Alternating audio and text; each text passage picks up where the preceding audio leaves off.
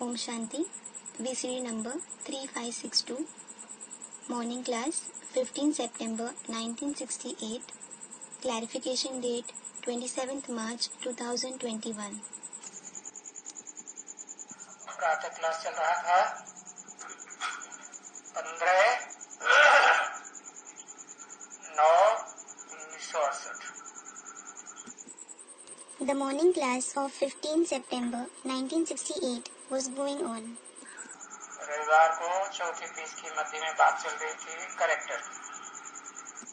On Sunday, the topic being discussed in the middle of the fourth page was about character. Number 1 बात है character. The main thing is about the character. भारतवासियों का character ही अभी बिगड़ा हुआ है. It is because now the very character of the Bharatvasis is spoilt. बिगड़ा है, पतित बने हैं,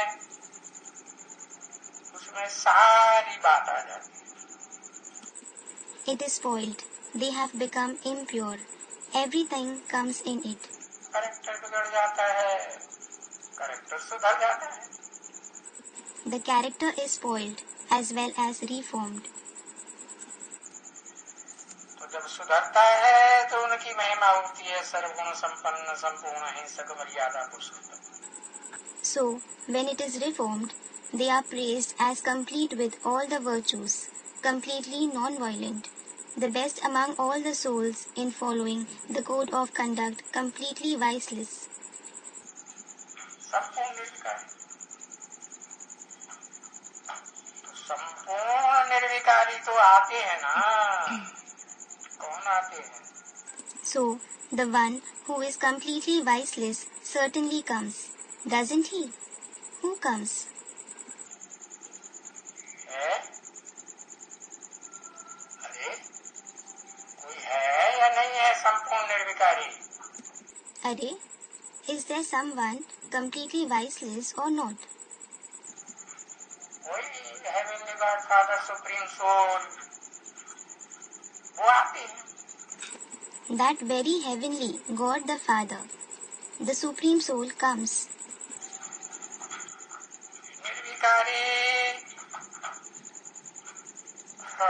निर्विकारी और विकारी.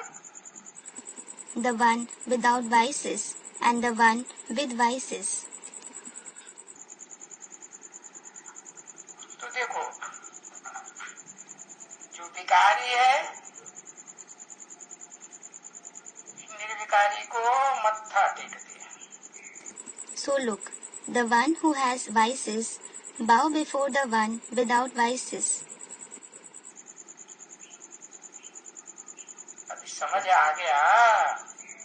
Now, did you understand? और बाबा ने समझाया बच्चों के लिए. And Baba has explained that to the children. बच्चियों के लिए कुमारियों के लिए भी समझाया. He has also explained it to the daughters, the maidens. अरे कुमारी तुम अभी पवित्र हो और अभी तुम पवित्र हो तो तुम्हारे माँ बाप भी तुमको माथा टेकते हैं. Are maiden, now you are pure. And now, when you are pure, even your parents bow before you.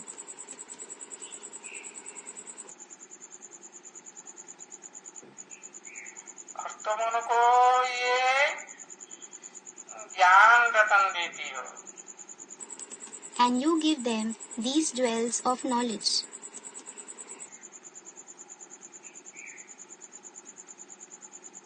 वो तुमको पैसा भी देते हैं. They give you money as well as allowance.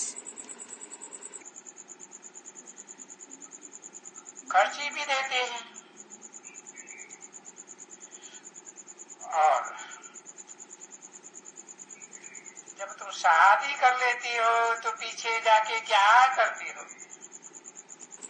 And when you get married, what do you do later? पीछे तो तुमको माथा टेकना पड़ता है. Later, you have to bow down. ये तो बड़ी भारी इंसल्ट हो गई। This is a very big insult. पहले माथा टेकते थे, अब तुमको माथा टेकना पड़ता है। Earlier, they used to bow before you, and now you have to bow before them. तो देखो, अभी का अभी इसी जन्म में बताए देते हैं कितना भारी परिवर्तन आ जाता है। So look, he tells you now, in this very birth, that there is such a vast difference. तो अभी ये देखो, समझ करके जानो कि पतित और पावन का अभी फर्क कितना हो जाता है। Now look, understand and know that there is so much difference between the pure one and the impure one.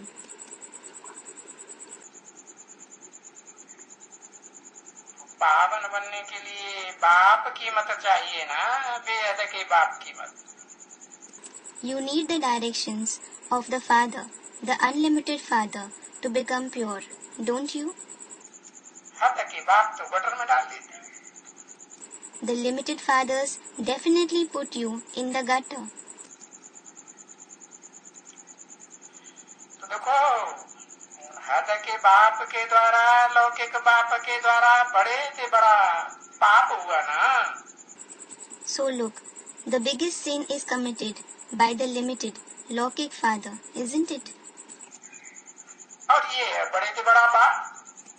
And this one is the biggest Father. इसे बड़े से बड़े बाप को बुलाया है ना। So, you have called this biggest Father, haven't you? बाबा आए करके हमको पावन बनाओ। Baba, come and make us pure. ये निराकार बाबा साकार में आकर के हमको पावन बनाओ। O incorporeal Baba, come in the corporeal form and make us pure. अब ये भी जान गए कि अभी पावन कैसे बनाओ। वो कोई समय समझ थोड़ी ही आती है कि निराकार पावन कैसे बनावेंगे। So now, you have come to know this as well. How do I make you pure? You don't understand the time at all. How will the incorporeal one make you pure? निराकार आत्मा, निराकार बाप, पावन बनाने के लिए तो आत्मा पतित बनी है, शरीर में रहते। The incorporeal soul, the incorporeal Father. In order to make pure, the soul has become impure, being in the body. तो निराकार बाप को भी कोई रथ में प्रवेश करना पड़े ना, संग का रंग लगाने के लिए। So, the incorporeal has to enter a corporeal chariot to apply the color of his company, doesn't he? तो अभी बच्चों ने सुना तो जरूर है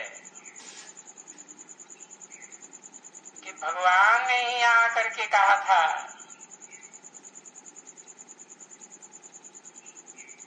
कि अपन को आत्मा समझो। Now, the children have certainly heard that God himself came and said, consider yourself to be a soul.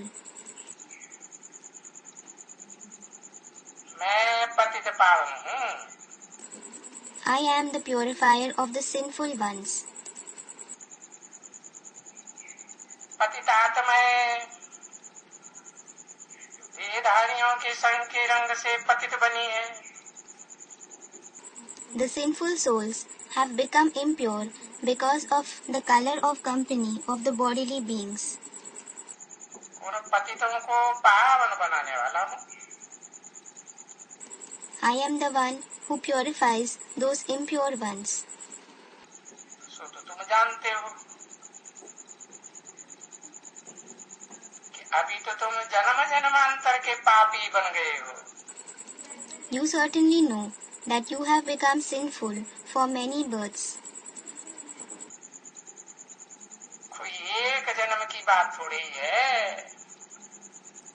It isn't about just one birth. अनेक जन्मों से ये देहधारी धर्मोक्ताएं आए हुए हैं जो संघ का रंग भारतवासियों को लगाए रहे। These bodily religious fathers have come for many births, who are applying the color of their company to the Bharatvasis. कोई एक जन्म की बात तो नहीं है। So, it isn't about just one birth. ये बात ख्याल में रखनी है। तुम बच्चे जन्म जन्मांतर के पापी हो।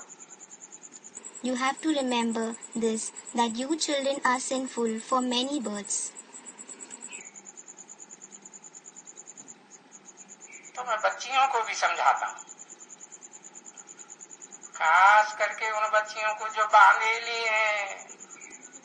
So, I explain to the daughters as well, especially those daughters who are Bandeli. या जो गोप भी बांधेले कोई होते हैं।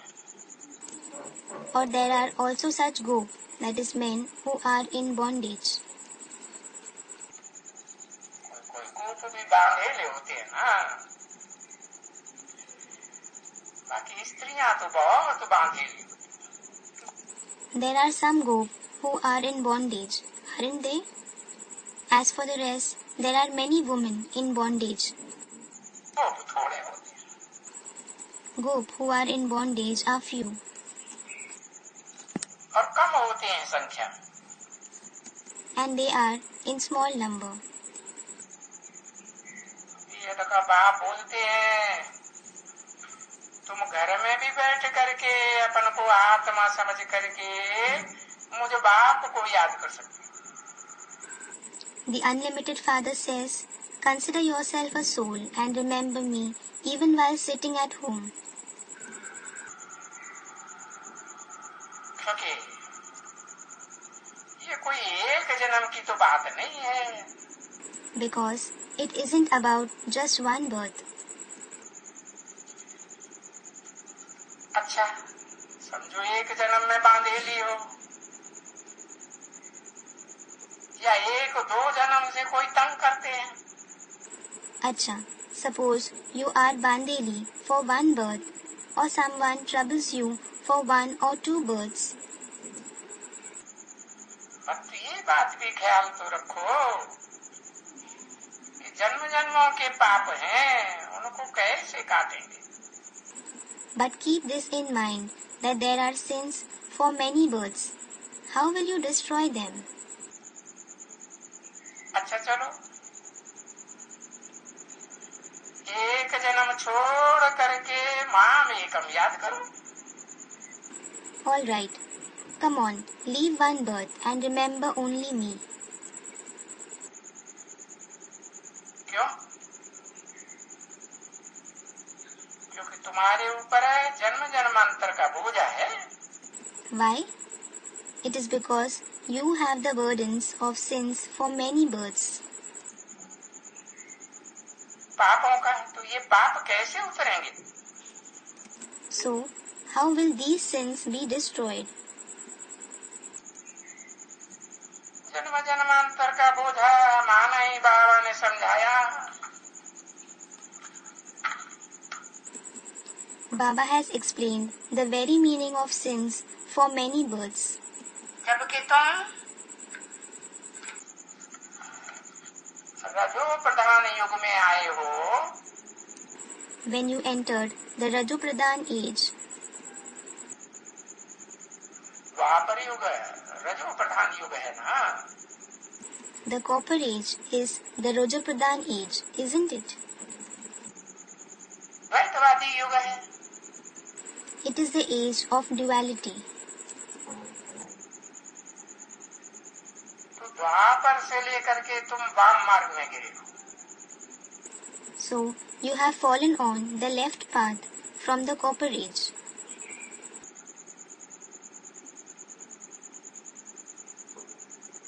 मार्गियों के संग के रंग में आकर के गिरे हो।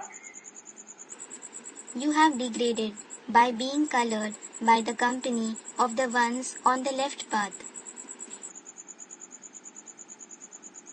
15/9/1968 की प्रातः क्लास का 5वां page. 5th page of the morning class dated 15 September 1968.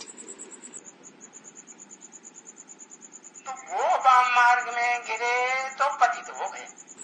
So, when they fell on the left path, they became impure. और फिर तो लगातार गिरते गए हो। And then you kept degrading continuously. और फिर संग के रंग से कैरेक्टर बिगड़ते ही गए। And your character kept spoiling continuously by the color of the company. क्योंकि वो ही पहले नंबर का कैरेक्टर जो द्वापर युग से शुरू हुआ, काम विकार, रजोगुणी है ना। Because the number one character, the vice of lust, which started from the copper age, is Rajoguni, which means having the quality of Rajas, the quality of passion, isn't it? रजो धर्म बढ़ाई देता है ना। It increases Rajodharma, that is, the quality of Rajogun, monthly menstruation, doesn't it? काम विकार का character सबसे खराब है, जो पैदा होता है देवभान से। That character, having the vice of lust, which is born out of body consciousness, is the worst. जो भी धर्म पिताएं आए द्वापर युग से, तो सब अपन को देह समझते हैं ना, आत्मा तो नहीं समझते। Because all the religious fathers who came from the copper age consider themselves a body, don't they? They don't consider themselves a soul. उनका देहभान तो खलास ही नहीं होता ना। Their body consciousness doesn't end, does it? क्यों? Why? क्योंकि आकर के देह का आधार लेते हैं। Because they come and take the support of the body. देहभान के कारण बाद में फिर काम विकार के पीछे क्रोध भी आ जाता है। So, because of being body conscious, they also have anger after the vice of lust. काम विकार की पूर्ति नहीं आती तो नहीं होती है तो क्रोध आता है। When the desire of lust isn't fulfilled, it results in anger. लोभ भी आता है, फिर मोह भी आता है। Greed as well as attachment comes from it. और ये काम, क्रोध, लोभ, मोह, ये देहभान, ये तो तुमको सतयुग में थे ही नहीं, क्योंकि तुम तो आत्माभिमानी थे।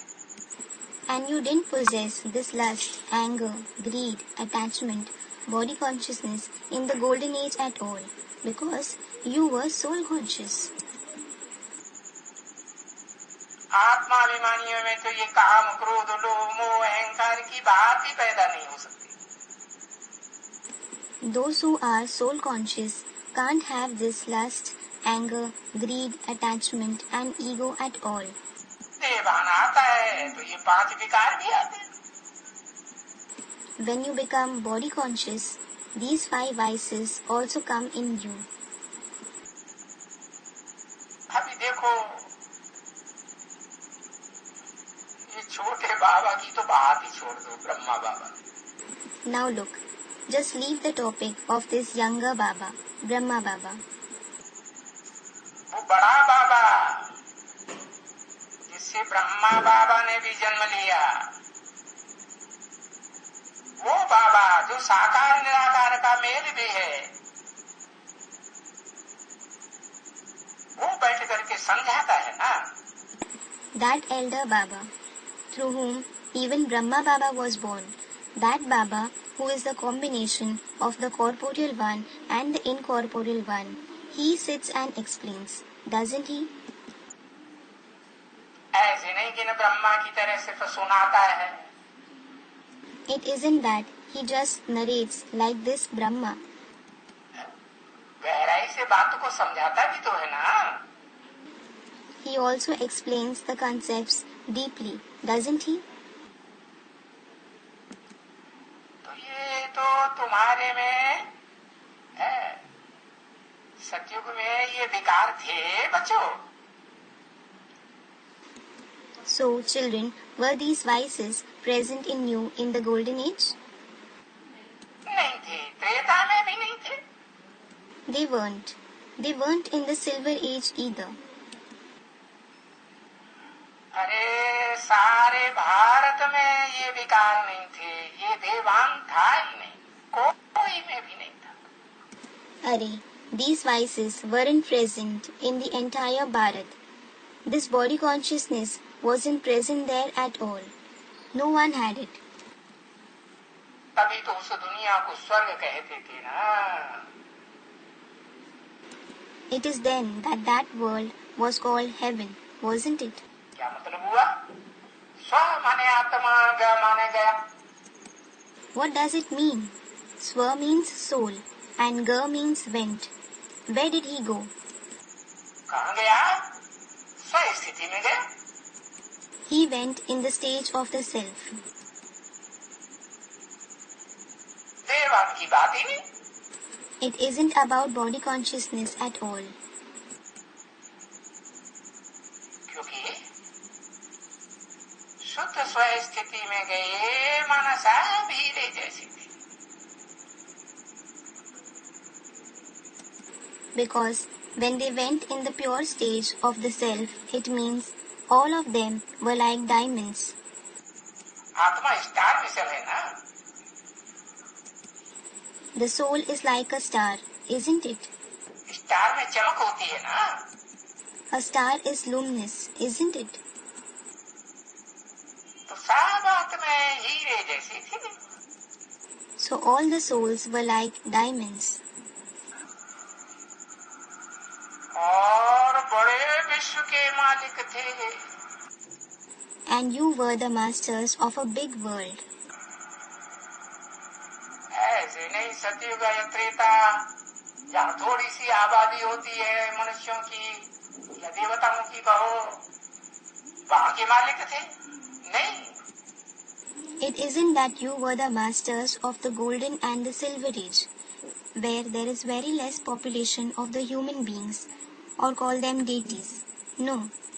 बड़े से बड़ा विश्व है जहाँ विश्व धर्मों की सब आत्माओं के फॉलोअर्स इकट्ठे होते हैं.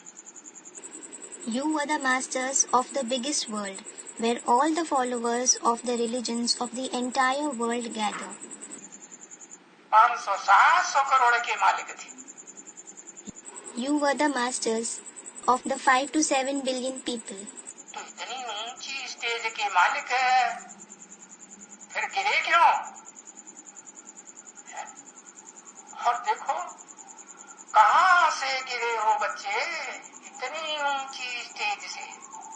So when you were the masters of such a high stage, why did you fall? And look, child, from where have you fallen from such a high stage? देखो बाप समझाते कैसे हैं बच्चों. अरे तुम कितनी ऊंचाई से गिरे हो. Now look, how the father explains to you, Arey children, you have fallen from such a great height. कहाँ तुम विश्व के मालिक थे और अभी विश्व में बैगर बन गए. You were the masters of the world and now you have become a beggar in the world. कहाँ तुमने आधा कल्प राज्य किया. 2500 वर्ष की नई दुनिया में इसी दुनिया में राज्य किया. फिर जब पुरानी दुनिया बनी, 16 कला से घटते घटते 8 कला से भी नीचे बनी, तो द्वापर युग की दुनिया में यही कहेंगे ना, नई दुनिया थी सो पुरानी हो गई। You had ruled for half the kalpa, for 2500 years, in the new world, in this very world. Later, when the world became old, while degrading gradually from the 16 celestial degrees, when it reached the stage even below that, the 8 celestial degrees, that is, in the Copper Age world, just this will be said for it, that the new world became old. दुनिया की हर चीज नई से पुरानी तो होती ही है ना। ऐसी कोई चीज है जो नई से पुरानी ना होती हो? And everything in the world certainly turns old from new, doesn't it? Is there any such thing which doesn't turn old from new? है? अरे इस दुनिया की हर चीज नई से पुरानी होती है। अरे, everything in this world turns old from new. और होगी भी जरूर ना। And it will certainly turn old, won't it? क्योंकि ये दुनिया तो गोल चक्कर है। Because this world is definitely a merry-go-round. तो चक्कर तो फिरेगा ना। So the cycle will certainly rotate, won't it? इसे बाइजोली लगाते हो ना, है? तो गुलाटी मारते हैं तो ऊपर सर नीचे पाँव, फिर ऊपर पाँव नीचे सर हो जाता है। Like you do somersault, don't you? So when you do somersault, the head goes up and the feet go downwards, and then when the feet go up, the head goes downwards. So this is a merry-go-round, isn't it? तो ये गोल गोल चक्कर है ना, ये तो फिरता ही रहता है। It keeps on rotating. फिर देखो चक्कर फिरा तो फिर देखो तुम वाम मार्ग में गिर गए। So look, when the cycle rotated, you fell on the left path. उल्टे रास्ते में गिर गए। You fell on the wrong path. कौन सा उल्टा रास्ता? Which wrong path? अपन को देह समझने लगे। You started considering yourself a body. विनाशी देह समझ लिया। You considered yourself to be a perishable body. थे तो तुम अविनाशी आत्मा। You were certainly an imperishable soul. और अभी भी अविनाशी आत्मा हो। And you are that even now. सिर्फ स्मृति नहीं रही, रावण राज्य के संग के रंग में आकर के। Just you don't have the awareness because of being colored of the company of the kingdom of Ravan. संग के रंग की बलिहारी है। ये रावण के राज्य में ऐसा होता है। The credit goes to the color of the company. It happens in the kingdom of Ravan. Ravan को 10 शीश दिखाते हैं ना। Ravan is shown with 10 heads, isn't he? तो 10 मतों का राज्य है। So, it is the kingdom of 10 opinions. इसको कहेंगे पराया राज्य। It will be called the foreign kingdom. ये तुम्हारे बाप का राज्य नहीं है। It isn't the kingdom of your father. बाप एक होता है कि 10-20 बाप पैदा करते हैं। Is there one father, or do 10-20 fathers give birth to a child? एक ही बाप तो पैदा करता है। Only one father gives birth. तो एक बाप के राज्य से तुम निकल करके अनेकों के राज्य में आ गए और विकार में चले गए। So, you have come in the kingdom of many after coming out of the kingdom of the one father, and you indulged in vices. जो कार्य नहीं करना था वो विपरीत कार्य में चले गए। You indulged in wrong actions which you shouldn't have performed. कौन सा विपरीत कार्य Which wrong actions? है? जो आत्मिक स्थिति में रहने के, ज्ञान इंद्रियों के सुख भोगने के काम थे, उन्हें छोड़ करके तुम कर्म इंद्रियों के, भ्रष्ट इंद्रियों के कर्मों में चले गए. You left the actions of the soul conscious stage, the actions of seeking pleasures through the Gyanindriya, and you indulged yourselves in the actions of the Karmindriya, the corrupt Indriya. तो विपरीत कार्य में चले गए ना. So, you indulged in wrong actions, didn't you? मूत पलीती बन गए. You became dirty with the urine of lust. पीछे तुमने देखो गिरते गिरते कितना दुख आकर के देखा है. Later, look, you have experienced so much sorrow while falling continuously. तुम्हारा सुख क्षीण होता गया और दुख बढ़ता गया. Your happiness kept decreasing and sorrow kept increasing. तुम्हारा इंद्रियों का सुख क्षणभंगुर होता गया और दुख सदा काल का जैसे बनता गया. The pleasure of your indriya gradually became momentary, and it is as if the sorrow kept becoming everlasting. अभी जैसे कल पहले थे. And now again, now, just like you were in the previous kalpa. 5000 वर्ष पहले तुम बच्चों ने बाबा को पहचाना था ना. You children recognized Baba 5,000 years ago, didn't you? तो बाबा ने आकर के समझाया क्या करो है? अरे सबको याद करना छोड़ो, इन देहधारियों को याद करना छोड़ो. So, Baba came and explained, what should you do? Arey, stop remembering everyone. Stop remembering these bodily beings. इन धर्म पिताओं को याद करना छोड़ो, इनके फॉलोअर्स गुरुओं को भी याद करना छोड़ो, अपने देह के संबंधियों को भी याद करना छोड़ो. Stop remembering these religious fathers as well as their follower gurus.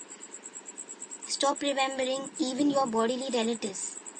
Stop remembering the things related to the body as well. देह के पदार्थों को भी याद करना छोड़ो, सिर्फ माम एकम याद करो. Stop remembering the things related to the body as well. Remember me alone. Mamekam, me alone. कैसा मामेकम?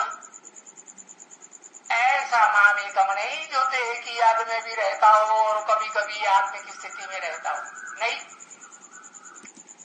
Mamekam. In which way? Mamekam, not the way that sometimes he stays in the remembrance of the body and sometimes he stays in the soul conscious stage. कैसा मामेकम? जिसकी देह तो हो लेकिन देह की स्मृति से एकदम परे हो जाए. Which Mamekam? The one who does have a body, but he should stay totally beyond the awareness of the body. कब होता है? When does that happen?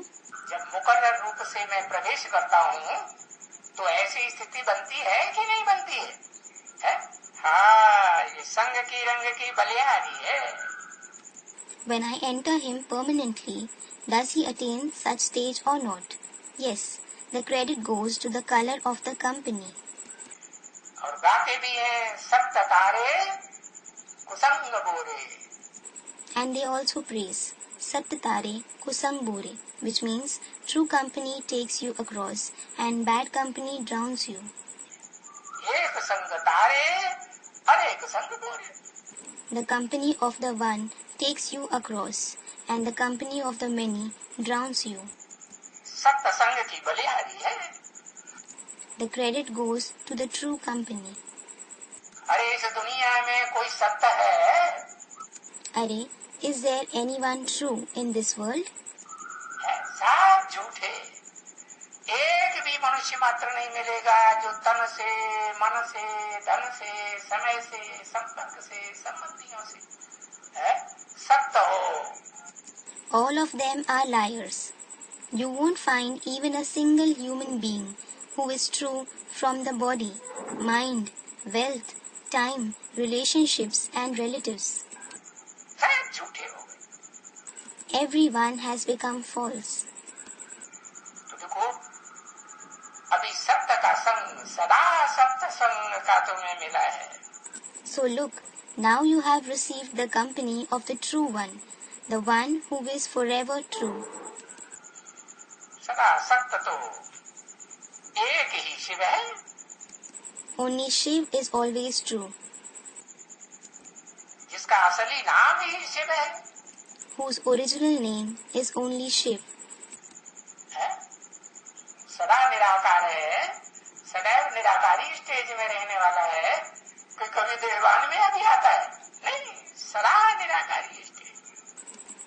Is he always incorporeal? Does he always stay in the incorporeal stage or does he ever become body conscious? He always stays in the incorporeal stage. तो ऐसे ever pure के संग में रहा कर आकर के तुम पावन कैरेक्टर वाले बनते हो। So by being colored by the company of such ever pure, you become the one with a pure character. संग के रंग से हीरे जैसे बन जाएंगे। बस इतनी सी बात बताते हैं। Then you will become like a diamond through the color of his company. He explains just this much. कि अपन को देह न समझो विनाशी, अविनाशी आत्मा समझो और अविनाशी आत्मा की बाप मुझे परमपिता परमात्मा को इस सृष्टि रूपी रंगमंच पर पहचान करके कि किस मुकद्दर के द्वारा मैं काम करता हूँ, तुमको ज्ञान देता हूँ, समझाता हूँ, पढ़ाई पढ़ाता हूँ, राजयोग सिखाता हूँ, उस स्वरूप को जान करके याद करो। Don't consider yourself a perishable body. Consider yourself an imperishable soul and recognize me, the Supreme Father, Supreme Soul, the Father of the imperishable souls on this stage-like world, and remember me, through which permanent chariot do I play my part. Give you the knowledge, explain to you, teach you Raj Yoga, recognize that form and remember me. कोई जास्ती बात थोड़ी बताते हैं। He doesn't tell you much. और कोई देह की मेहनत कराते हैं कि भाई आसन लगाओ, उल्टे पलटे हो जाओ, नाक बंद करके क्या करो, श्वास रोक दो। अरे श्वास रुक जाएगी तो प्राण निकलने लग पड़ेंगे। And does he make you do any physical work? Brother, make yogic postures, stand upside down, close your nose and hold your breath. Arey, if you stop breathing, you will die. बड़ी आतरवेला हो जाएगी ना, तो ऐसी तो कोई मेहनत कराती नहीं है। You will start feeling very restless, won't you? So, he doesn't make you do any such hard work. और कोई भी किसी प्रकार की कुछ मेहनत नहीं कराते। He doesn't make you do any kind of hard work either. देखो और तो कुछ नहीं है, बस यही बात है, यही बाबा की राय चलती रहती है ना, और लगातार चलती है। तो So look, there is nothing else except this. Baba keeps giving this very direction, doesn't he? And he keeps giving it continuously. तुम बच्चे भूल जाते हो। Still, you children forget it. रोज बताते हैं अपन को आत्मा समझ, बाप को याद करो, और तुम घड़ी भूल जाते हो। He tells you daily, consider yourself a soul and remember the Father. And you forget it every moment. कितना बरस हो गया सुनाते सुनाते, फिर समझाते। How many years have passed since narrating and then explaining. Brahma के द्वारा दादा लेखराज के द्वारा कितना दिन सुनाया? For how many years did he narrate through Brahma, Dada Lekhraj? सुनाया कि नहीं? Did he narrate it or not? हाँ? और फिर जब तुम बड़े बच्चे बनने लगे, समझदार बने, तो कितना वर्ष समझाते समझाते हो गया? Yes, and then when you children became elder, when you became intelligent, how many years have passed since explaining to you the knowledge? हाँ? इतना वर्ष हुआ है। So many years have passed. और वो समझाने वाला, सुनाने वाला बाबा तो एक ही है ना? And Baba, who narrates and explains to you, is only the one, isn't he? हाँ? कि बदल गया? Or has he changed?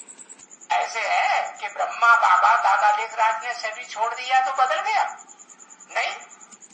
Is it so that when Brahma Baba, Dada Lekhraj left his body, he changed? No. वो एक ही मुकर्रर रहताधारी, वो एक ही बाबा। It is the same permanent chariot and the same Baba. है? तो एक ही है ना कि तुम्हारा कैरेक्टर जो अच्छा था, जिसे कहते थे सर्वगुण संपन्न, 16 कला संपूर्ण, सारा कैरेक्टर गाया जाता है ना? So, he is certainly the one, isn't he? Your character was good, for which it was said, complete with all the virtues, complete with 16 celestial degrees. All this is praised about your character, isn't it? और तुम खुद गाते हो, और फिर देखो गाते रहते हो भक्ति मार्ग में, लेकिन समझते कुछ भी नहीं। And you yourself praise it. And look, you certainly kept praising it in the path of bhakti, but you don't understand anything, that you too were like that. What were you? कि हम भी कोई थे, क्या थे? सर्वगुण संपन्न, 16 कला संपूर्ण, संपूर्ण अहिंसक मर्यादा पुरुषोत्तम थे। बाबा ने आकर के समझाया है।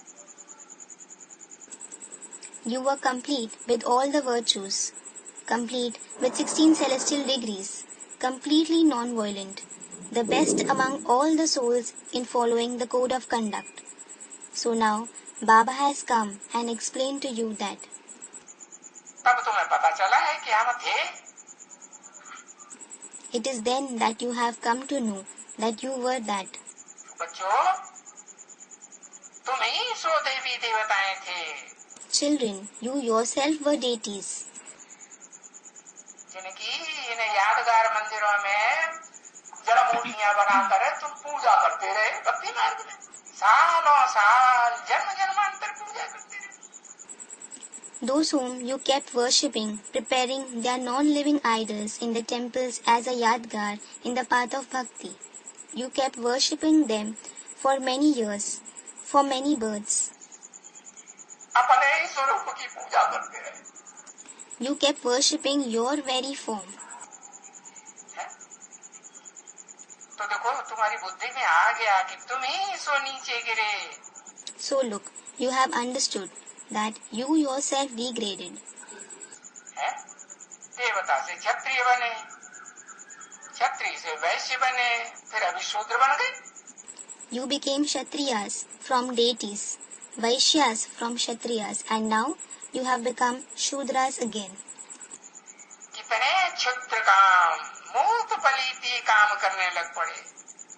You started performing such inferior actions, dirty actions, with the urine of lust. तो देखो,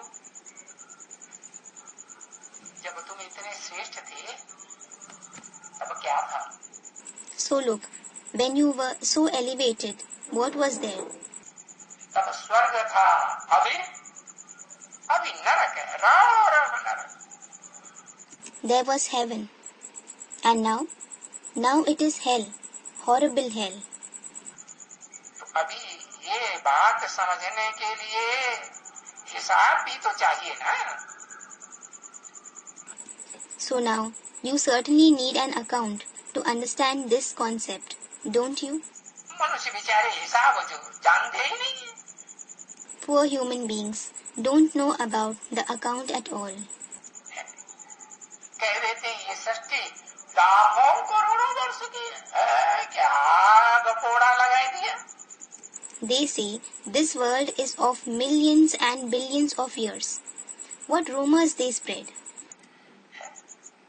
जबकि ये सबसे बड़ा माइट है, इसको कहेंगे सबसे बड़ा माइट, ऊंचे ते ऊंचा भगवन।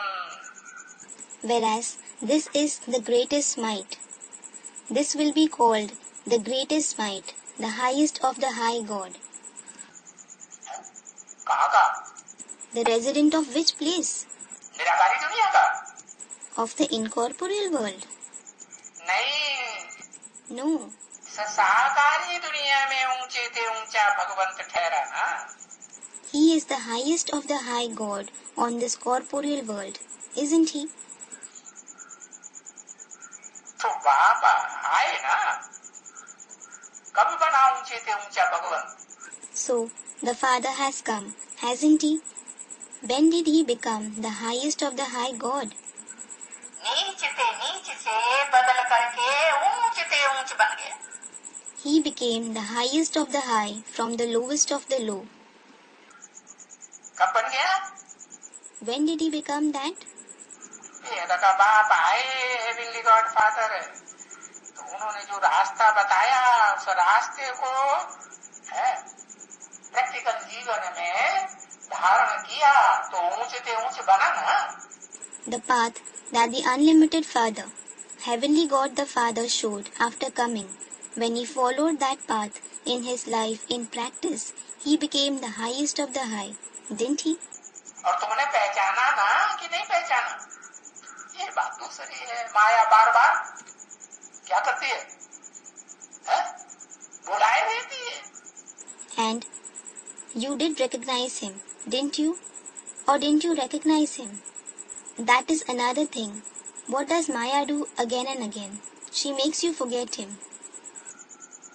बाकी है तो ऊंचे ते ऊंचा ना बड़ा बाबा। As for the rest, he is definitely the highest of the high, the senior Baba, isn't he? तुम्हारी बुद्धि में ये बात बैठी तो ना कि वो ऊंचे ते ऊंचा बाबा हुआ ना, अरे सबसे बड़ा बाबा। This fact did sit in your intellect, didn't it? That he is the highest of the high Baba, isn't he? Arey, he is the most senior Baba. Brahma बाबा से भी बड़ा बाबा। ब्रह्मा बाबा छोटा बाबा कि बड़ा बाबा? छोटा बाबा। He is senior even than Brahma Baba. Is Brahma Baba the younger Baba or is he the elder Baba? He is the younger Baba.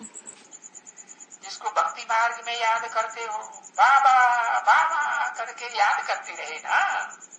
The one whom you remember in the path of bhakti. You kept remembering him, saying, Baba, Baba, didn't you? तो मैं तो सब बनते हो ना नंबरवार पुरुषार्थों से। So, all of you certainly become might, number-wise, according to your Purusharth, don't you? शक्तिवान की औलाद, सर्वशक्तिवान की औलाद, मास्टर सर्वशक्तिवान नंबरवार तो बनते ही हो ना। और आत्मा ही शरीर धारण करके मिटमाइट बनती है। You, the children of the Almighty, certainly become Master Almighty number-wise, don't you? And the soul itself takes on a body and becomes a friend and a relative. Om Shanti. Om Shanti.